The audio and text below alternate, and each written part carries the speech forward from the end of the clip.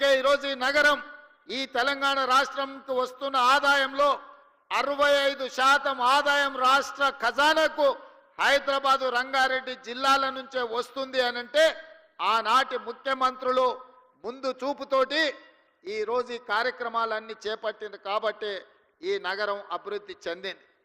మరి మిత్రులారా, ఈరోజు మీరు ఆలోచన చేయండి.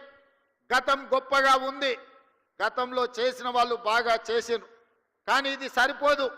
భవిష్యత్ తరాలకు ఇంకా అద్భుతమైన నగరాన్ని అందించాలంటే ఫ్యూచర్ సిటీని నిర్మించాల్సిన పరిస్థితి వచ్చింది. ఒకనాడు ఇన్నర్ రింగ్ రోడ్ వేసినాం, ఆ తర్వాత ఔటర్ రింగ్ రోడ్ వేసినాం. ఇవాళ inner ring road, outer ring road సరిహద్దులు దాటి రీజనల్ రింగ్ రోడ్డు నిర్మించుకోవాల్సిన పరిస్థితి వచ్చింది. అందుకే ఈనాటి ప్రభుత్వం 360 కిలోమీటర్లతో తెలంగాణ మణిహారంగా రీజనల్ రింగ్ రోడ్డును దాదాపుగా 35,000 కోట్ల రూపాయలు వెచ్చించి కేంద్ర ప్రభుత్వం నుంచి సాధించుకొని రీజనల్ రింగ్ రోడ్డు నిర్మించడానికి ఇవాళ మన ప్రభుత్వం ప్రయత్నం చేస్తుంది. ఆ దిశగా కేంద్ర ప్రభుత్వం మీద ఒత్తిడి తీసుకొస్తున్నాం.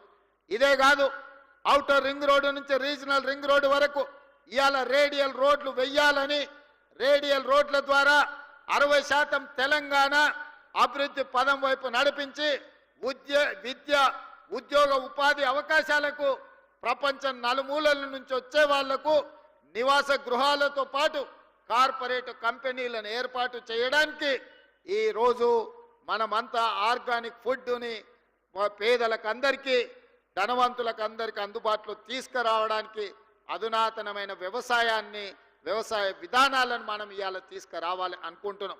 అదేవిధంగా ఇబ్రహీంపట్నం దగ్గర అంతర్జాతీయ స్థాయి కూరగాయల మార్కెట్ను దాదాపుగా 250 ఎకరాలలో అంతర్జాతీయ ప్రమాణాలతోటి వెజిటబుల్ మార్కెట్ కాదు, ఫ్రూట్ మార్కెట్, డైరీ ప్రోడక్ట్స్, అదేవిధంగా పౌల్ట్రీ ప్రోడక్ట్స్, మీట్ ప్రోడక్ట్స్ అన్నిటిని కూడా ఒకే దగ్గర కట్టి రైతులు పండించిన పంట ఈరోజు దాచుకోవడానికి కోల్డ్ స్టోరేజ్ లేవు. వాళ్ళు పండించిన పంట మార్కెట్లో అమ్మడానికి తెచ్చిన పండ్లు ఒకవేళ కొనకపోతే మురిగిపోతే రోడ్ల మీద పడేసే పరిస్థితి. టమాటాలు లాంటివి తెస్తే 2 రోజుల్లో అమ్మకపోతే అవి పాడైపోయే పరిస్థితి. అందుకే ఈరోజు ఇబ్రహీంపట్నంలో మనము అంతర్జాతీయ ఫ్రూట్ మార్కెట్ను పెట్టడమే కాకుండా ఈరోజు కోల్డ్ స్టోరేజీలు పెట్టడం ద్వారా రైతులు పండించిన పంటకు రక్షణ కల్పించాలని ఈరోజు మన ప్రభుత్వం ప్రణాళికలు చేస్తుంది. ఔటర్ రింగ్ రోడ్డుకు అనుబంధంగా ఈరోజు ప్రభుత్వం చేపడుతున్న కార్యక్రమాలు అత్యంత గొప్పది, పెద్దది. రేపటి ప్రపంచానికి అద్భుతమైన నగరాన్ని అందించే ఫ్యూచర్ సిటీ ముచ్చెర్ల ప్రాంతంలో ఈరోజు మనము బాగరకుంట ప్రాంతంలో నిర్మించుకుంటున్నాం.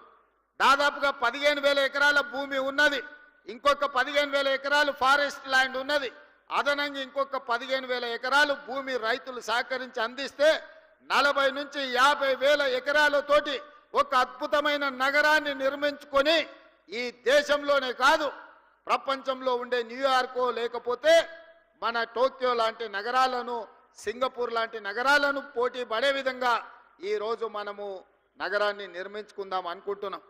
ఆనాడు ఒక ఆయన చెప్పిండు, మీరు అందరు చూసారు, ట్యాంక్ బండు నీళ్లు కొబ్బరి నీళ్ళు అలాగుంటాయి, ఇట్లా ముంచుకొని అట్లా తాగొచ్చు అన్నాడు. నేను ఈడు ఉన్న మిత్రులు అడుగుతున్న జర్ర అట్లా రోడ్డు దాటితే ట్యాంక్ బండే. తాగుడు సంగతి దేవుడు ఎరుగు, వాసన చూసే పరిస్థితి ఉందా? 10 ఏళ్ళ ఆయన పరిపాలనలో మురికి కూపంగా ట్యాంక్ బండును మార్చిన చరిత్ర ఆనాటి ముఖ్యమంత్రిది. ఇట్లాంటి అబద్ధాలతో కాలం గడిపిండు. ఓల్డ్ సిటీని అన్నాడు ఇస్తాంబుల్ చేస్తాని. ఇస్తాంబుల్ కాదు కదా, ఆడున్న ట్రాఫిక్ జాములు కానీ చార్మినార్ చుట్టూతో తిరగలేని పరిస్థితి ఈ 10 సంవత్సరాలలో వచ్చింది.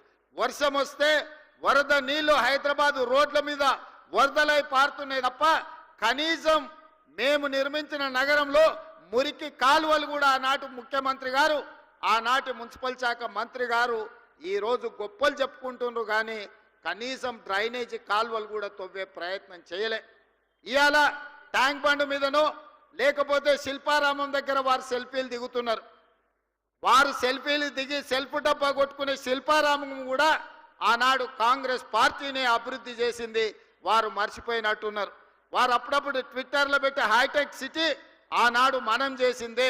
ఈ ట్యాంక్ బండ్ ఏదో ఆయననే నిర్మించినట్టు వాళ్ళ తాతగారు బుద్ధుడి విగ్రహం పెట్టినట్టు ఇవాళ ఆ ఫోటోలను చూపించి మేము నిర్మించినమని అబద్ధాలు చెప్పుకునే పరిస్థితి.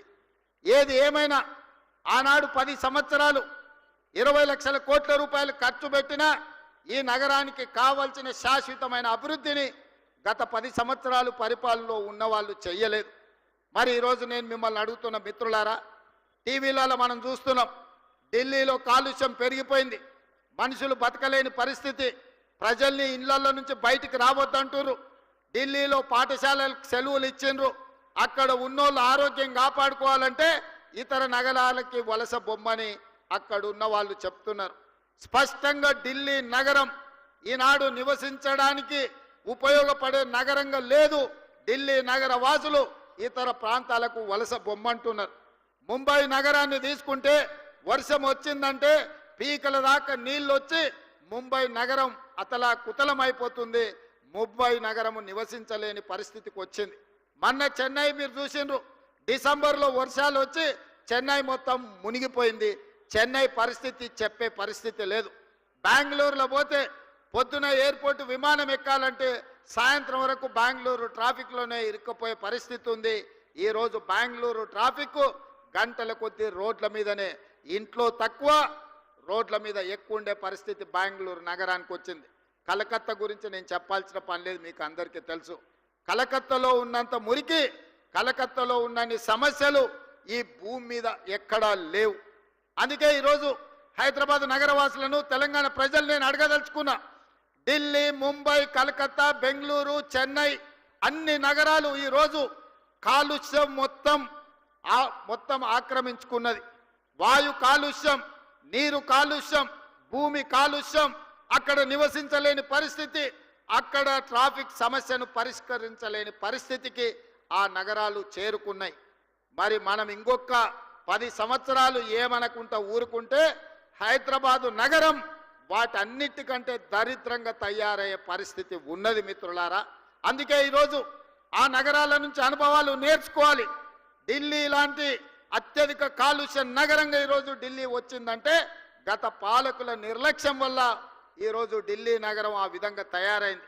అందుకే ఈరోజు ఈ అభివృద్ధి కార్యక్రమాలే కాదు, మూసీ డెవలప్మెంట్ను చెయ్యాలని, మూసీ నదిని ప్రక్షాళన చెయ్యాలని, మూసీ నదిని పునరుజ్జింపజేయాలని హైదరాబాదులో కాంక్రీట్ జంగల్గా మారి వర్షాలు వస్తే ఎక్కడికక్కడ రోడ్ల మీద వరదలు వచ్చే పరిస్థితి వచ్చింది. అందుకే ఆ వరదల్ని నియంత్రించడానికి రోడ్ల మధ్యలోనే ఇండ్లలో వాటర్ హార్వెస్టింగ్ పిట్టులు కట్టుకుంటే ఎట్లా కట్టుకుంటామో వర్షపు నీటిని ఒడిసి పట్టుకోవడానికి, ఇవాళ రోడ్ల మీద వచ్చిన నీళ్లను ఒడిసి పట్టుకోవడానికి వాటర్ హార్వెస్టింగ్ వెల్స్ను కడుతున్నాం. ఒక్కొక్క దగ్గర 10 లక్షల లీటర్లను ఒడిసి పట్టడానికి రోడ్డు పక్కననే వాటర్ హార్వెస్టింగ్ వెల్స్ని కట్టినాం. నిన్న మొన్న కొన్నిటిని ఇవాళ మనం కొన్నిటిని ప్రారంభించుకున్నాం. భవిష్యత్తులో ఇంకా 141 ప్రాంతాలలో వర్షాలు వస్తే రోడ్ల మీద నీళ్లుండి నీళ్లకు బండ్లు పోలేని పరిస్థితి, పోతే కొట్టుకపోయే పరిస్థితి, దాంతో ట్రాఫిక్ జామ్లు అవుతున్నాయి. వాటన్నిటిని కూడా వాటర్ హార్వెస్టింగ్ వెల్స్ని కట్టాలని ఇవాళ అధికారులకు ఆదేశాలు ఇచ్చి ఈ నగరాన్ని ఒక క్రమ పద్ధతిలో అభివృద్ధి చేయాలి, ట్రాఫిక్ సమస్యను శాశ్వతంగా పరిష్కరించాలి అని ఇవాళ మనం ఆలోచన చేస్తున్నాం. అందుకే ఈరోజు ఎంతమంది ఎంత విష ప్రచారం చేసినా, రియల్ ఎస్టేట్ దెబ్బతిన్నదని సోషల్ మీడియాలో ప్రకటనలు చేసినా, ఇవాళ సూటిగా మీడియా మిత్రుల ద్వారా తెలంగాణ సమాజాన్ని నేను చెప్పదలుచుకున్నా. ఏప్రిల్ 1, 2023 నుంచి నవంబర్ 30, 2023 వరకు 6 నెలల్లో అభివృద్ధి. అదేవిధంగా మన ప్రభుత్వం వచ్చినాక ఏప్రిల్ 1, 2024 నుండి నవంబర్ 30 తారీఖు వరకు పోల్చినప్పుడు హైదరాబాద్ నగర రియల్ ఎస్టేట్ దాదాపుగా 29% అభివృద్ధి చెందింది. ఇది మా నిబద్ధతకు, మేమిచ్చిన అనుమతులకు హైదరాబాదు నగరానికి రియల్ ఎస్టేట్ ఆదాయం పెరిగింది, తగ్గలేదు. ఎక్కడైనా చెరువులు ఆక్రమించుకున్నోళ్ళు, నాలాలు ఆక్రమించుకున్నోళ్ళు, ఈరోజు కుంటలను ఆక్రమించుకున్నోళ్ళ పాలిట హైడ్రా అనేది వాళ్ళ నిద్రలో కూడా, కలలో కూడా వాళ్ళు ఉలిక్కిపడి లేచే విధంగా పనిచేస్తుంది. హైడ్రా మీ ఆస్తుల దగ్గరికి రాలే, మీ అనుమతులున్న నిర్మాణాలు కూలగొట్టలే, అక్రమంగా చెరువుల్లో, అదేవిధంగా కుంటలలో, అదేవిధంగా నాలాలు ఆక్రమించుకొని హైదరాబాదు నగరాన్ని అభివృద్ధిని అడ్డుకొని దెబ్బతీసి ఈరోజు ఆ నీళ్లు రోడ్ల మీదకి వస్తుంటే వాటి ఆక్రమణలు తొలగించడానికి మాత్రమే హైడ్రా పనిచేస్తుంది. ఇవాళ నరేంద్ర మోడీ గారు అహ్మదాబాద్లో ఆయన సబర్మతి రివర్ డెవలప్మెంట్ ఫ్రంట్ కట్టుకుంటే అక్కడ ఆయన కట్టుకుంటే ఇక్కడ కిషన్ రెడ్డి సప్పట్లు కొడుతుండ, అబ్బా మా మోడీ చూడ అద్భుతం చేసిండని. 25 ఏళ్ల నుంచి కిషన్ రెడ్డిని హైదరాబాద్ ప్రజలు భుజాల మీద మోసిరు. ఆయన మాత్రం మూసీ రివర్ డెవలప్మెంట్ ఫ్రంట్ వద్దు, ఎందుకంటే హైదరాబాద్ నగరంలో మూసీ అభివృద్ధి అయితే మోడీ కంటే మంచి పేరు తెలంగాణకు వస్తుంది కాబట్టి మేము కాళ్ళలో కట్టె పెడతాం, మూసీని కట్టనీయం, అట్లెట్ల కడతాం, మూసీలో పోయి పండుకుంటాం అంటుండు. నువ్వు మూసీలో పండుకున్నా, మూసీలో మునిగి మీరు ఆత్మహత్య చేసుకున్నా ఇక్కడ ప్రజలు మిమ్మల్ని పట్టించుకోరు. కిషన్ రెడ్డి గారు, మీరు నిజంగానే మీకు చిత్తశుద్ధి ఉంటే మోడీ దగ్గరికి వెళ్ళి కేంద్ర ప్రభుత్వం నుంచి ఓ 25,000 కోట్ల రూపాయలు మూసీ రివర్ అభివృద్ధి కోసం నిధులు తీసుకురా. అక్కడ పేదోళ్ళ కోసం ముసలి కన్నీరు గారుస్తున్నావు కదా, ప్రధానమంత్రి ఆవాస్ యోజన కింద భూమి నేను ఇస్తా, ఓ 10,000 కోట్ల రూపాయలు తీసుకురా, అద్భుతంగా పేదోళ్ళందరికీ మంచిగా అపార్ట్మెంట్స్ కట్టి ఇద్దాము, వాళ్ళకు మంచి భవిష్యత్తు ఇద్దాం, అక్కడ మంచి స్కూళ్ళు కట్టిద్దాం, మంచి కాలేజీలు కట్టిద్దాం.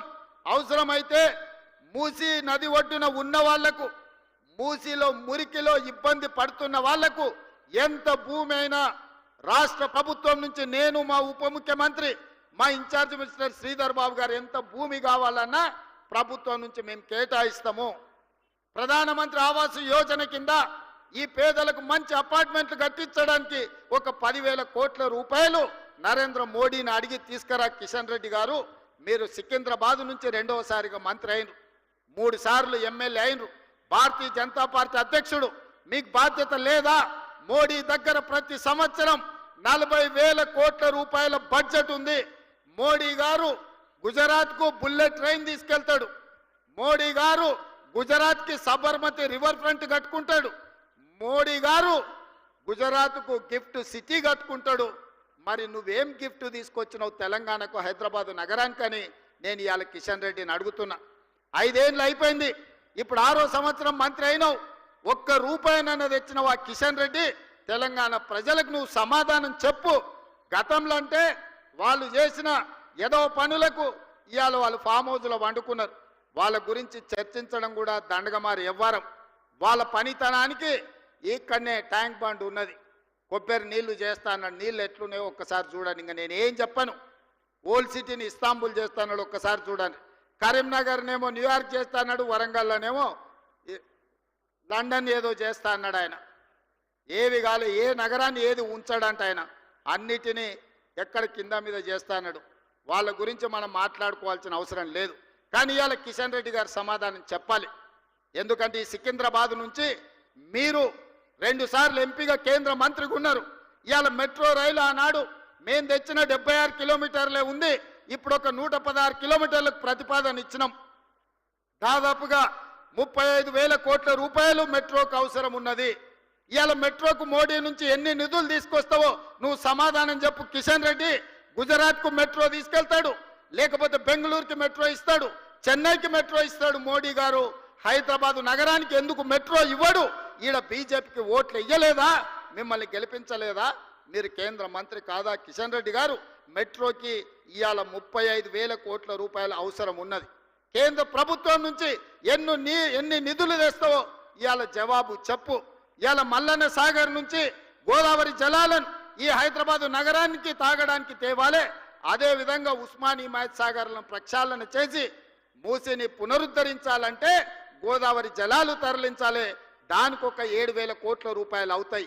ఎంత తెస్తావో మోడీ దగ్గర ఈరోజు తెలంగాణ ప్రజలకు సమాధానం చెప్పు కిషన్ రెడ్డి. అదేవిధంగా రీజనల్ రింగ్ రోడ్డు నిర్మించాలంటే 35,000 కోట్ల రూపాయలు అవుతాయి. కేంద్ర ప్రభుత్వం నుంచి ఎన్ని నిధులు తెస్తావో తెలంగాణ ప్రజలకు జవాబు చెప్పాలి కిషన్ రెడ్డి నువ్వు. అదేవిధంగా ఔటర్ రింగ్ రోడ్డు నుంచి రీజనల్ రింగ్ రోడ్డుకు రేడియల్ రోడ్ చేయాలంటే అది ఇంకొక 15,000 కోట్ల రూపాయలు అవుద్ది. రీజనల్ రింగ్ రోడ్డు రేడియల్ రోడ్స్కి 50,000 కోట్ల రూపాయల నిధులు అవసరం ఉన్నాయి. నితిన్ గడ్కరీ దగ్గర మన ప్రతిపాదనలు పెండింగ్ ఉన్నాయి. ఎన్ని నిధులు తెస్తావో తెలంగాణ ప్రజలకు సమాధానం చెప్పాలి కిషన్ రెడ్డి నువ్వు.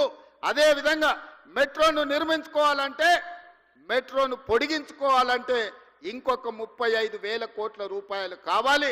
ఇవాళ ఆ మెట్రో కోసం ఎన్ని నిధులు తెస్తావో తెలంగాణకు జవాబు చెప్పాలి కిషన్ రెడ్డి గారు. మీరు మోడీతో పాటు మీరు క్యాబినెట్లో మంత్రి, గుజరాత్కి మోడీ నిధులు తీసుకుపోతుంటే మీరు గుడ్లా పగిచ్చి చూస్తున్నారా? ఏం తెస్తావు తెలంగాణకని నేను అడుగుతున్నా. మూసీలో పోయి వండుకుంటా అన్నావు, మూసీలో వండుకో, మూసీలో మునుగు. మోడీని తీసుకొచ్చి మూసీని చూపించు. ఎంత దరిద్రంగా, ఎంత కలుషితం అయిపోయిందో. కెమికల్ ఫ్యాక్టరీల నుంచి ట్యాంకర్లు వచ్చి ఎట్లా పోస్తున్నాయో, మూసీలో చచ్చిపోయిన మనుషుల కలేబరాలు, కొట్టుకొచ్చిన పశువుల శవాలు ఇవాళ నల్గొండ జిల్లా ప్రజల జీవితాలను అతలాకుతలం చేస్తున్నాయి. అయినా నీకు కనికరం కలగలేదా కిషన్ రెడ్డి గారు అని నేను అడుగుతున్నా. ఇవాళ బీఆర్ఎస్ వాళ్ళు, బీజేపీ వాళ్ళు మూసీని అడ్డుకుంటామంటున్నారు. ఎందుకు అడ్డుకుంటారు, ఎందుకు అడ్డం పండుకుంటారని నేను అడుగుతున్నా. ఈ కాలుష్యాన్ని తొలగించాల్సిన అవసరం లేదా? హైదరాబాదు నగరం మరో ఢిల్లీ లాగా మారాలనా? ఈ కాలుష్యంతో మనం బతకలేని పరిస్థితి వచ్చి మళ్ళీ అడవుల్లోకి పోయి ఆది మానవుల్లాగా మనం బతకాలనా? లేకపోతే అధునాతనమైన నగరంలో ఈరోజు మనం నివసించాలనా? తెలంగాణ సమాజం ఆలోచన చెయ్యాలి. ఈ నగరం మనది. ఈ నగరం మనం బ్రతకడానికే కాదు, మనకు ఉపాధి ఇచ్చింది, మనకు ఆదాయాన్ని ఇచ్చింది, మనకు ప్రతిష్టను తెచ్చింది. ఈ నగరం ప్రపంచంతో పోటీ పడాలి అంటే రీజనల్ రింగ్ రోడ్డు నిర్మించుకోవాలి, రేడియల్ రోడ్స్ నిర్మించుకోవాలి, ఎస్టీపీలు నిర్మించుకోవాలి, ఫ్లైఓవర్లు కట్టుకోవాలి. అదేవిధంగా గోదావరి కృష్ణా నదీ జలాలను తాగడానికి తరలించుకోవాలి, మెట్రో రైలును విస్తరించుకోవాలి. ఇవన్నీ పనులు చెయ్యాలంటే ఈ రోజున్న అంచనాలకు ఫ్యూచర్ సిటీ కాకుండా వీటికి 1,50,000 కోట్ల రూపాయలు కావాలి. రాబోయే 4 ఏళ్లలో 1,50,000 కోట్లు ఈ పనులన్నిటికీ ఖర్చు పెడితే హైదరాబాదు నగరం ఒక అద్భుతమైన నగరంగా మారుతుంది. ఈ అద్భుతమైన నగరం ప్రపంచ పెట్టుబడులకు వేదిక అవుతుంది. ఈ ప్రపంచ పెట్టుబడులకు మన నగరాన్ని వేదిక చెయ్యాలి అంటే కేంద్ర ప్రభుత్వం సహకరించాలి. ఏడ్చేటోడు ఏడుస్తాడు. ఏడ్చేటోడు గురించి నాకు బాధ లేదు. ఎందుకంటే బీఆర్ఎస్ వాళ్ళు మేము చెయ్యలేదు, ఈయన చేస్తున్నాడు, ఈయన పేరు వస్తే మా మనుగడ ఉండదు, మా ఉనికి మాయమవుతుందని వాళ్ళు బాధపడుతున్నారు. వాళ్ళ బాధ మనం అర్థం చేసుకుంటాం. కానీ 11 ఏళ్ల నుంచి 3 సార్లు ప్రధానమంత్రిగా మోడీ ఉన్నాడు. హైదరాబాదు నగరంలో వరదలు వచ్చి మునిగిపోయినప్పుడు ఒక్క పైసా కూడా ఇయ్యలే మోడీ. ఇక్కడ ఇండ్లు దడిచిపోతే, ఇక్కడ సామాన్లు మునిగిపోతే అప్పుడు ఆయన బండి సంజయ్ చెప్పిండు, బండి కట్టుకోపోతే బండి ఇస్తాం, ఆటో కొట్టుకోపోతే ఆటో ఇస్తాం, కారు పోతే కారు ఇస్తామన్నాడు. తర్వాత అడిగితే మీకు ఇన్సూరెన్స్ ఉంటుంది కదా తెచ్చుకోపోండి అన్నాడు. ఇది వాళ్ళ నీతి. అందుకే ఇవాళ మీరు నిధులు తెస్తారా లేకపోతే గుజరాత్కే వలసపోయి అక్కడనే బతుకుతారా అని నేను అడగదలుచుకున్న కిషన్ రెడ్డి గారిని. నువ్వు హైదరాబాదు నగరం గురించి, అభివృద్ధి గురించి నా సంగతి వదులు. సికింద్రాబాద్ ఎంపీ కదా, నీ దగ్గర ఏం ప్రణాళిక ఉందో చెప్పు. కిషన్ రెడ్డి గారు సూటిగా మిమ్మల్ని అడుగుతున్నా. మూసి ప్రక్షాళనకు కేంద్ర మంత్రిగా కేంద్ర ప్రభుత్వంలో ఉన్న నువ్వు మూసి ప్రక్షాళనకు నీ దగ్గర ఉన్న ప్లాన్ ఏంది, యాక్షన్ ప్లాన్ ఏంది, కేంద్రం నుంచి ఏం నిధులు తీసుకొస్తావు? నెంబర్ 1. నెంబర్ 2, హైదరాబాద్లో రద్దీ పెరిగిపోయింది, ట్రాఫిక్ జాములు పెరిగిపోయినాయి. దీన్ని ఎదుర్కోవాలంటే మెట్రోను విస్తరించుకోవాలి. విస్తరించే మెట్రోకి నీ విధానం ఏంది, నిధులు ఎన్ని మోడీ నుంచి అడిగి తీసుకొస్తావో తెలంగాణ ప్రజలకు చెప్పు. అదేవిధంగా హైదరాబాదు నగరంలో ఫ్లైఓవర్లు కట్టాలి. అది జూబ్లీహిల్స్ చెక్ పోస్ట్ కావచ్చు, 45 కావచ్చు, అదేవిధంగా ఆరంగఢ్ కావచ్చు, మెహదీపట్నం చౌరస్తా కావచ్చు, ఉస్మానియా హాస్పిటల్ కావచ్చు, లేకపోతే నింబోలి అడ్డ కావచ్చు, ఉప్పు గూడ కావచ్చు, గౌలి గూడ కావచ్చు. వీటన్నిటికీ నువ్వు తెచ్చే నిధులేంది, నీ దగ్గర ఉన్న విధానం ఏంది, నీ యాక్షన్ ప్లాన్ ఏందో కేంద్ర ప్రభుత్వంగా, కేంద్ర మంత్రిగా, ఈ సికింద్రాబాద్ పార్లమెంట్ సభ్యుడిగా నీ ప్రతిపాదనలేంటివి, కేంద్ర ప్రభుత్వం నుంచి నువ్వు తెచ్చే నిధులేంటివో ప్రజలకు జవాబు చెప్పు కిషన్ రెడ్డి గారు. మేము ఏం చేస్తామన్నా దాన్ని అడ్డుకుంటామని నువ్వు అంటున్నావు. మంచిది, నా ప్రణాళికలు నీకు నచ్చలేదు, నువ్వు అడ్డుకుంటా అంటున్నావు కదా. 6 నెలలు నేను ఊరుకుంటా, నువ్వేం చేస్తావో చెప్పు, ఏం తెస్తావో చెప్పు. మోడీని తీసుకురా, 1,50,000 కోట్లు మోడీని ఇప్పించు. 10 లక్షల మందితో పరేడ్ గ్రౌండ్లా తెలంగాణ సమాజాన్ని అంతా పిలిచి మోడీని నిన్నిద్దరిని నేను సమానం చేస్తా. అధికారికంగా నిన్నక్కడ పరేడ్ గ్రౌండ్ లో 10 లక్షల మందితో సన్మానం చేసే జిమ్మేదారి నేను తీసుకుంటా. కిషన్ రెడ్డి గారు, మోడీ నుంచి 1.5 కోట్లు మన నగరానికి తీసుకురా. నాకేం బేసిజాలు లేవు. నాకు నగరం అభివృద్ధి చేయడమే, ఈ రాష్ట్రాన్ని అభివృద్ధి పదం వైపు నడిపించడమే. ఈరోజు ఢిల్లీ చూసినా, ముంబై చూసినా, బెంగళూరు చూసినా, చెన్నై చూసినా, కలకత్తా చూసినా కాలుష్యంతో నగరాలు అతలాకుతలం అయిపోయినాయి. ఇవాళ టీవీలు పేపర్లు చూస్తే అక్కడ నివసించలేని పరిస్థితి ఉంది. ఆల్రెడీ స్కూల్స్కు హాలిడేస్ ఇచ్చిండ్రు. అక్కడ ఉండేటోళ్లను ఆ పట్టణం వదిలి ఇతర ప్రాంతాలకు పోయి ఉండమంటుర్రు. మనం కూడా ఆ పరిస్థితిని కొని తెచ్చుకుందామా? మనం కూడా అట్లనే ఉందామా? మనం కూడా ఆ దిశగా పోతే ఈ నగరం ఎడారిగా మారి ఈ నగరం నివసించలేని ప్రాంతంగా ఉంటే ఎక్కడికి వెళ్ళాలి? అడవుల్లోకి వెళ్ళి ఆది మానవులుగా మళ్ళీ బతుకుదామా?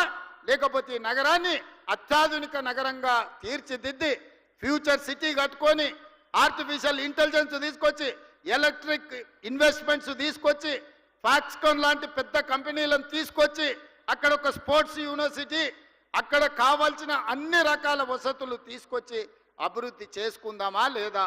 ఎయిర్పోర్టు నుంచి ఫ్యూచర్ సిటీకి మెట్రో రైలు నిర్మించుకుందామా లేదా? ఒక్కసారి ఆలోచన చేయండి మిత్రులారా. ఇవాళ నేను సూటిగా బీఆర్ఎస్ను బీజేపీని ఇద్దరిని అడగదలుచుకున్నా. 10 ఏళ్ళు ఈయన అధికారంలో ఉన్నాడు, 11వ సంవత్సరం ఆయన అధికారంలో కొనసాగుతుండు. మీరు చేసిన దాని మీద చర్చ చేద్దాం, దానికి మేము సిద్ధం. పోనీ ఎట్లా చేస్తే బాగుంటుందో మీ పాలసీ డాక్యుమెంట్ మాకు ఇవ్వండి. బీఆర్ఎస్ 10 ఏళ్ళ అనుభవం చంద్రశేఖరరావు గారికి ఉంది. మున్సిపల్ శాఖ, ఐటీ శాఖ మంత్రిగా, ఇండస్ట్రియల్ మినిస్టర్గా కేటీఆర్ గారికి ఉంది. తండ్రి కొడుకులు కలిసి ఒక ప్రణాళికను తయారు చేసి పాలసీ డాక్యుమెంట్ తెలంగాణ సమాజానికి చూపించండి. ఎస్, ఈ ప్రభుత్వం ఈ ప్రణాళికతో ముందుకు వెళ్ళాలి, ఈ విధంగా అభివృద్ధి చేస్తే దీనికి అయ్యే నిధుల ఖర్చు ఇంత, ఈ నగరం అభివృద్ధి రకంగా చెందుతుంది, దీనికి ప్రతిపక్షంగా మేము సూచన చేస్తున్నామని మీరు ఒక పాలసీ డాక్యుమెంట్ తీసుకొని రండి. సహేతుకమైంది అయితే తెలంగాణ సమాజానికి హైదరాబాద్ నగరాన్ని అభివృద్ధి చేయడానికి ఉపయోగపడితే 100% మా ప్రభుత్వం ఆమోదిస్తుంది. మాకు బేసజాలు లేవు, మంచి పని చెయ్యాలి, ఈ నగరాన్ని అభివృద్ధి చెందాలి అనేదే మా విధానం. బీఆర్ఎస్ వాళ్ళు ఏది చెప్పరు, బీజేపీ వాళ్ళు ఏది ఇయ్యరు. మనం ఏది చెయ్యబోయినా మేము అడ్డుకుంటామని ఇద్దరు గూడు పుటాని చేసి అలై బలై చేసుకొని చీకట్లో కూడా పొద్దుటి పూట ఒకడు మేము పోయి పండుకుంటాం మూసీలు అని అంటారు. అందుకే ఈరోజు ఈ వేదిక మీద నుంచి మీరు మీ ప్రతిపాదనలు పంపండి. నేను మా ఉప ముఖ్యమంత్రి బట్టి విక్రమార్క గారికి, శ్రీధర్ బాబు గారికి, పొన్నం గారికి, ఎందుకంటే ఒక ఆయన హైదరాబాద్ ఇన్ఛార్జ్ మినిస్టర్, రెండోగరు రంగారెడ్డి జిల్లా ఇన్ఛార్జ్ మినిస్టర్, మూడోగరు ఆర్థిక మంత్రి, ఈ ముగ్గురితోని నేను ఒక మంత్రివర్గ ఉపసంఘం వేస్తున్న ఈ వేదిక మీద నుంచి మీడియా మిత్రులారా రాసుకోండి. అఖిలపక్ష సమావేశాన్ని మా ఉప ముఖ్యమంత్రి గారి నేతృత్వంలో అఖిలపక్ష సమావేశాన్ని ఏర్పాటు చేస్తాం. బీఆర్ఎస్ వాళ్ళు వాళ్ళ పాలసీ డాక్యుమెంట్ తీసుకొచ్చి చర్చించండి. బీజేపీ కిషన్ రెడ్డి కేంద్ర మంత్రిగా మీరు ఏం పాలసీ నగరాన్ని అభివృద్ధి చేయడానికి తెలంగాణ నిధులకు తీసుకొస్తారో అఖిలపక్ష సమావేశాన్ని ఈ వేదిక మీద నుంచి మా ఉప ముఖ్యమంత్రి గారిని నేను రిక్వెస్ట్ చేస్తున్నా. మిమ్మల్ని అఫీషియల్లీ క్యాబినెట్ సబ్ కమిటీ కింద, క్యాబినెట్ సబ్ కమిటీ మినిస్టర్స్గా వీరి ముగ్గురిని నేను నియమిస్తున్న ఈ వేదిక మీద నుంచి నేను ఆదేశాలు ఇస్తున్నా చీఫ్ సెక్రటరీ గారికి. తక్షణమే ఈ ఆర్డర్ రిలీజ్ చేయండి. వారు అఖిలపక్ష సమావేశాన్ని ఏర్పాటు చేస్తారు. మొదట బీజేపీ వాళ్ళు వాళ్ళ ప్రతిపాదన దేండి, తర్వాత బీఆర్ఎస్ వాళ్ళు దేండి.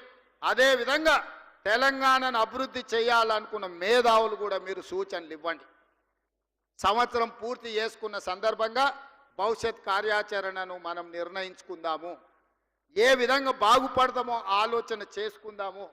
మనం బాగుపడడానికి ఎవరో వచ్చి ఏది చెయ్యరు, ఎవరో వస్తారని ఏదో చేస్తారని చూసుకుంటూ కూర్చుంటే ఈ నగరం వరదల్లో మునిగిపోతుంది, కాలుష్యం ఆవహిస్తుంది. ఆ తర్వాత కాపాడడానికి కూడా ఎవరు ఉండరు, ఎవరు రారు. అందుకే బాధ్యతతో, బాధతో అద్భుతమైన హైదరాబాదు నగరం ఈ రకంగా దెబ్బ తినడం, కాలుష్యం ఎంత పెరిగిపోతుందో చదువుకున్న యువకులారా మీరు ఆలోచన చేయండి. ఈ కాలుష్యాన్ని తగ్గించాలి అంటే చెరువులను కాపాడుకోవాలి, నాలాల ఆక్రమణలను తొలగించాలి, కుంటలను పునరుద్ధరించాలి, మూసీ నదిని పునరుజ్జీవింపజేయాలి, మూసీలో కొట్టుకుపోతున్న శవాలను అక్కడ ఉన్న కలేబరాలను తొలగించాలి. ఇండస్ట్రియల్ పొల్యూషన్ మూసీలో కలుపుతున్న దాన్ని నియంత్రించాలి. ఈరోజు మూసీలో పారే నీళ్లు గోదావరి జలాలు మూసీలో పారాలి. తద్వారా హైదరాబాదు నగరం యొక్క కాలుష్యం తగ్గుతుంది. ఈ నగరం అద్భుతంగా అభివృద్ధి చెందుతుంది. ప్రపంచ పర్యాటకులను మనము ఆకర్షించాలి అంటే రీజనల్ రింగ్ రోడ్డు రావాలి, మెట్రో రైలు విస్తరించాలి, మూసీ అభివృద్ధి జరగాలి, ఫ్లైఓవర్లు కట్టుకోవాలి, హైదరాబాదు ప్రజలకు కృష్ణా గోదావరి జలాలు తాగడానికి తేవాలి, 24 గంటలు పని కల్పించాలి. ఆటోలు నడుపుకునే వాళ్ళ నుంచి టాక్సీలు నడుపుకునే వరకు, చిన్న చిన్న ఛాయ్ బండి నుంచి పెద్ద పెద్ద హోటళ్ళ వరకు పరిశ్రమ అభివృద్ధి చెందాలి అంటే పర్యాటకులు పెరగాలి. పర్యాటకులు పెరగాలి అంటే మౌలిక వసతులు అధునాతనంగా ఉండాలి. ఆ విధానానికి మా ప్రభుత్వం కట్టుబడి ఉన్నది. ఆ దిశగా మేము ప్రయత్నం చేస్తున్నాము. బీజేపీ బీఆర్ఎస్ వాళ్ళు మా మంత్రివర్గ ఉపసంఘానికి అఖిలపక్ష సమావేశంలో వచ్చి మీ ప్రతిపాదనలు ఇవ్వండి. మేము ఏది చేస్తామన్నా మీరు అడ్డుకుంటామనేదే మీ విధానం అయితే అట్లా కుదరదు. గతంలో మీరు చేసింది కొన్ని తప్పులు చేసిరు, ఎన్నో అప్పులు చేసిరు. గతంలో ఏందా అని వెనక్కి తిరిగి చూసినాం అన్నెప్పుడో. వాళ్ళు పెడబొబ్బలు పెడుతుంటారే, వాళ్ళు ఏమైనా మంచి చేస్తే మేమన్నా తప్పు చేస్తున్నాం అని చూస్తే ఏం లేదు. అడగోలుగా తప్పులు ఉన్నాయి, కొండంత అప్పులు ఉన్నాయి. ఈ రెండు తప్ప గత ప్రభుత్వం చేసింది నాకు ఎక్కడ కనిపించలే. మరి అధికారం కోల్పోయినాక ఏమైనా జ్ఞానోదయమై ఏమన్నా ఆలోచనలు మారి ఏమన్నా అద్భుతమైన సూచనలు మా ప్రభుత్వానికి చేస్తామంటే నాకేమీ అభ్యంతరం లేదు. మా బట్టి విక్రమార్క గారు మా మిత్రుడు, మీకు అందుబాటులో ఉంటాడు. వారికి సహాయంగా శ్రీధర్ బాబు, పొన్నం ప్రభాకర్ గారు ఉంటారు. మీరు ప్రతిపాదనలు ఇవ్వండి. ఈ ప్రభుత్వం ప్రజా ప్రభుత్వం, ప్రతిపక్షాలను గౌరవిస్తుంది, ప్రతిపక్షాల సలహా సూచనలు తీసుకుంటుంది. మీరు ఇవ్వండి, మన రాష్ట్రాన్ని అభివృద్ధి చేసుకుందాం. అంతే తప్ప అడ్డుకుంటామని అంటే అడ్డుకోవడం అనేది సమాధానం కాదు. అడ్డుకుంటే అడ్డుకునే వాళ్ళని ఎట్లా అడ్డుకోవాలనో అంతో ఇంతో తెలిసిన వాళ్ళమే. ఎందుకంటే ఇవన్నీ చూసుకుంటేనే ఇంత దూరం వచ్చినాం, చూడకుంటూ వచ్చినాం. మిత్రులారా మీకు తెలుసు కదా, ఇవన్నీ చూడకుంటేనే ఇంత దూరం వచ్చినాం. మేమందరం ఏమన్నా తాత పేరు నాయన పేరు చెప్పొచ్చు ఆ కుర్చీలో కూర్చున్నామా? లేదు కదా, మీ మధ్యలో ఉండుకుంటేనే వచ్చినాం కదా. అందుకే ఇట్లాంటి ఆలోచనలు మానండి. మా మీద కోపం ఉంటే ఇంకో రకంగా తీర్చుకోండి. మమ్మల్ని కక్ష సాధింపు చర్యలకు పాల్పడాలంటే ఇంకే రకంగా అయినా చూడండి. మా మీద కోపంతో 4 కోట్ల తెలంగాణ ప్రజల్ని శిక్షించకండి. ఈ నగర అభివృద్ధిని అడ్డుకోకండి. ఈ నగరమే మన ఆదాయం, ఈ నగరమే మన జీవన విధానం. ఈ నగరాన్ని మనం కోల్పోతే మనం సర్వం కోల్పోయినట్టే. హైదరాబాదు నగరమే ఈ రాష్ట్రం యొక్క ఆదాయము, ఆత్మగౌరవము. ఇది మనం నివసించడానికి ఉండే ఒక అద్భుతమైన నగరం. దీన్ని ఏ రకంగా అయినా కాపాడుకుందాం. ఈరోజు చేపట్టిన అభివృద్ధి కార్యక్రమాలు 7,000 కోట్ల రూపాయలవే. ఈ హైదరాబాదు నగరానికి ఇవి సరిపోవు. తొందరలోనే ప్రణాళికలు చేస్తున్నాము.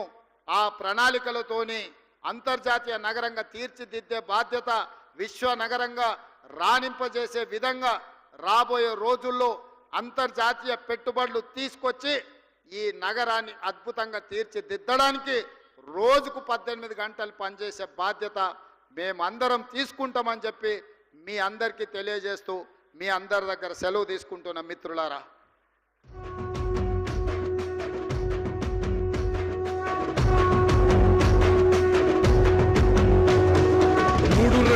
జెండా బట్టి సింగమోలే కదిలినాడు ఒక్కరు కాంగ్రెస్ సూర్యుడు. మన రేవంత్ అన్న నిగ్గదీసి అడిగే మునగాడు. వీడు భూమిన వానైతాడు, బీద సాదల ధైర్యం వీడు, దొంగ దొరల భరతం పడతాడు.